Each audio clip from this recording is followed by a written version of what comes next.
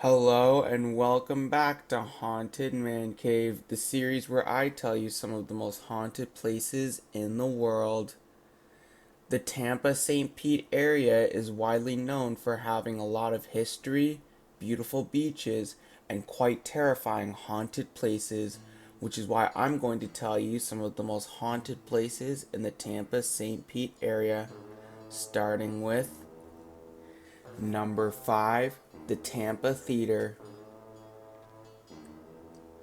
The Tampa Theatre in Tampa was built in 1926, and according to locals, the Tampa Theatre has it's haunted by the spirit of a former employee, a projectionist who worked in the theater during the 1940s and died there from a heart attack in 1965.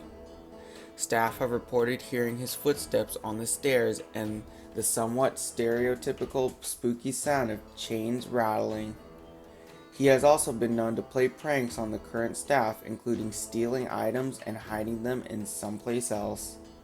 However, most will agree that he means no harm and was simply so happy here that it is not yet ready to leave, even after his death. Number 4, the Vannoy Renaissance. The Vannoy Renaissance Hotel in St. Petersburg was built in 1925 to serve as a seasonal hotel open from December to March. It was a popular hangout for many celebrities of the time, including the likes of Babe Ruth, James Stewart, and Presidents Herbert Hoover and Calvin Coolidge. Today, this historic hotel is filled with modern amenities and luxuries, and the stories at to believe more than a few ghosts. There does not seem to be any ill will on the part of the ghostly guests, but several of them are known to be tricksters.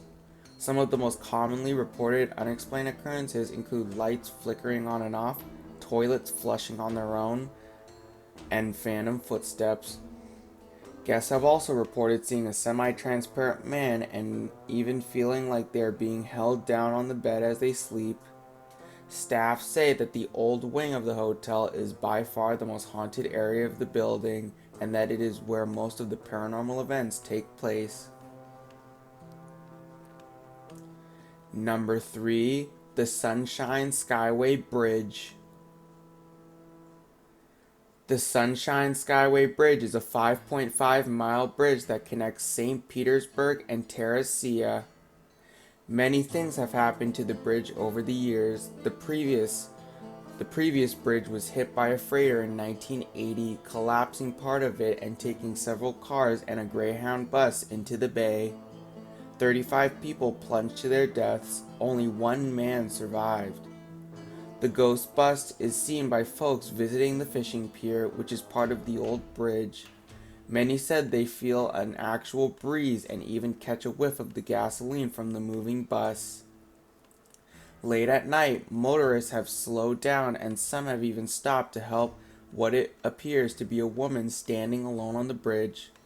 Toll booth workers and motorists would see the woman hitchhiking around at midnight. Many motorists picked her up thinking her as one of the living, but once they get to the end of the bridge, the woman vanishes into thin air. Number 2, the Don Cesar Hotel.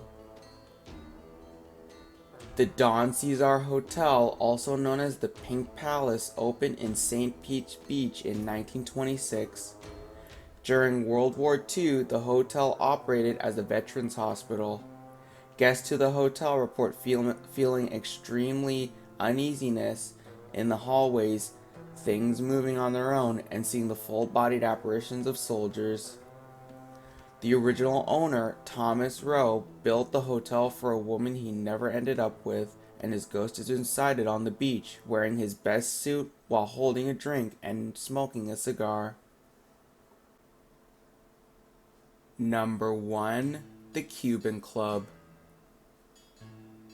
Ybor City is a small historic neighborhood located northeast of downtown Tampa. It was settled in the late 1800s by thousands of immigrants from Cuba to work together in cigar factories and the businesses that supported them. The Cuban Club was built in 1917 following the immigration of a large number of Cubans into the United States. There has actually been a clubhouse there in the past, but it was destroyed in a fire in 1916, which is why the members decided to start planning its bigger and better replacement.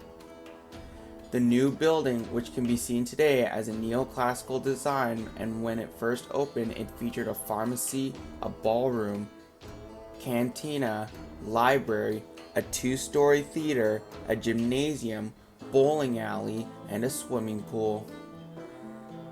The fortunes of the club went downhill in the 60s when membership dropped to an all-time low, but in 1992, the Cuban Club Foundation was formed to save and restore the building. The Cuban Club is not only one of the most haunted places in Florida, but some say it's among the most haunted buildings in the entire world. There have been at least 2 confirmed deaths within the building dating back as far as the 1920s. It is believed that an actor committed suicide on the stage, and a member of the board was found murdered in the boardroom after an argument with another member. Both of these men are known to haunt the building, but they certainly are not the only ones. There have also been reports of a woman in white wearing red heels who climbs up and down the stairs and who can be heard wailing sometimes. There is a piano that plays by itself, and orbs of light are also common in the club. Perhaps the most notorious of all the ghosts at the Cuban Club is that of a young boy. He is believed to be the ghost of an 8-year-old boy that drowned in the small pool. He is without a doubt the most active in the venue.